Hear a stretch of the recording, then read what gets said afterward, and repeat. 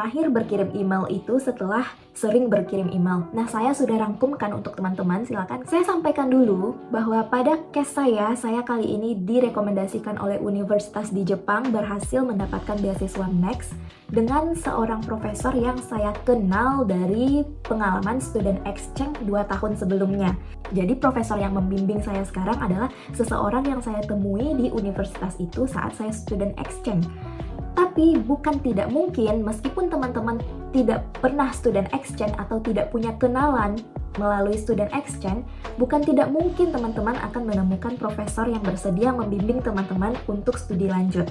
Saya sudah membuktikan, dalam case saya tidak mau menggantungkan harapan ke satu profesor yang saya kenal dari student exchange itu, melainkan saya menyiapkan plan, rencana A, B, C, D, E yang saat itu mungkin saya sudah menghubungi 10 atau lebih profesor di Jepang, dan secara garis besar inilah yang saya sampaikan di email untuk meng-email profesor pertama kalinya.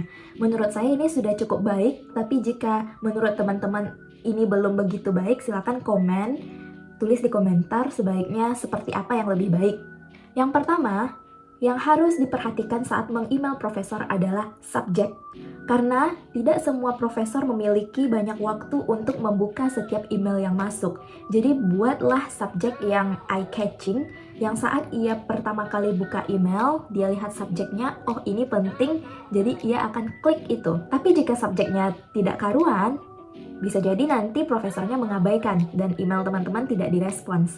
Apa subjek yang biasa digunakan untuk meng-email profesor untuk studi lanjut, prospective graduate student in your laboratory, atau about graduate program in your university? Setelah profesornya berhasil membuka email kita berdasarkan subjek yang eye-catching yang menurutnya penting untuk direspons, maka kita harus address dia dengan tepat. Perhatikan jabatannya apa, profesor kah, associate profesor kah, atau sekedar researcher di university itu.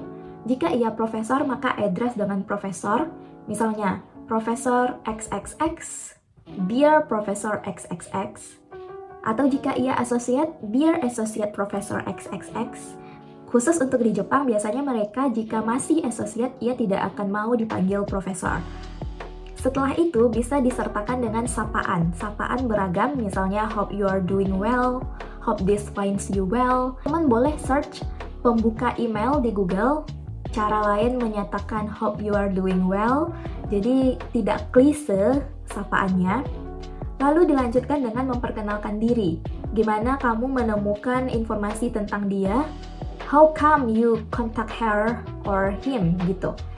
Jika teman-teman disarankan oleh seseorang, direkomendasikan oleh seseorang, silakan tuliskan demikian. Atau jika teman-teman membaca sendiri kerjanya, artikel yang beliau publikasi, lalu teman-teman mendapatkan info kontaknya dari artikel itu, juga boleh sampaikan demikian.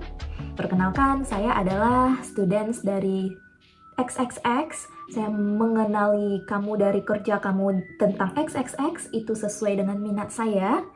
Jadi, saya bermaksud untuk XXX. Apa tujuannya? Nah, tujuan inilah yang ditulis di paragraf selanjutnya.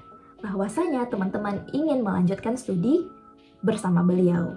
Setelah itu, di paragraf penutup, jangan lupa untuk membuat kesan bahwa kita tidak begitu mendesak beliau untuk segera membalas, melainkan berharap dibalas jika kamu ada waktu.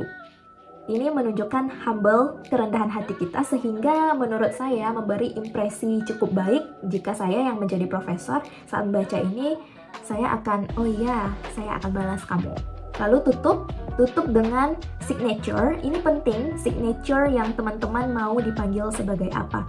Signature bahwa my name is Gracia, so I read, best regard, Gracia. Nanti saat membalas, si profesor ini bakal address kita berdasarkan signature